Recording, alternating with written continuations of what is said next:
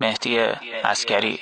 تنظیم مهدی احمدفند. خسته بزار از دل یار من شدم، خدا میدونه هرچی که داشتم دیوونه وار برای اون بود نمیدونه. از روز اول کاش میدونستم که منو دوستم نداره. اون واسه من یاد نبود، واسه من دیوونه.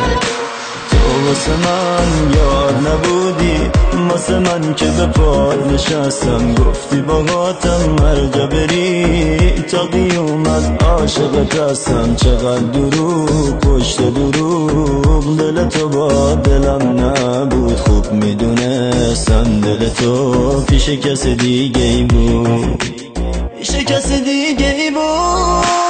برو دیگه نمیخوام یار دل تو بردار. برو دیگه نمیخوام یار دل تو بردار. خسته شدم از هرچی عشقه، دیگه نمیخوام یار. برو دست بردار.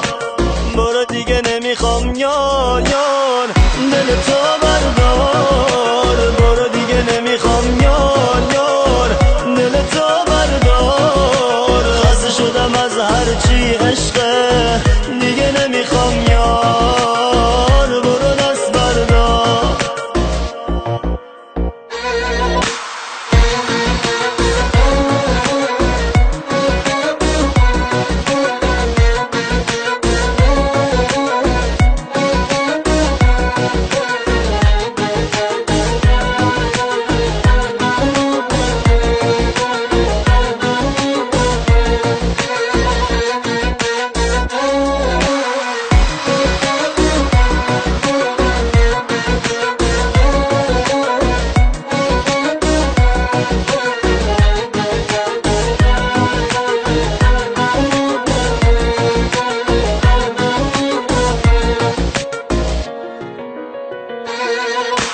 با تو بهار از دل من پر کشید، دلم فنا شد. دل خوشکی شد دل من، به پای کی ببین فدا شد. سهم من از بودن تو، تویی که دوستم نداری. تنهایی و حسرت این دستای خالی شد.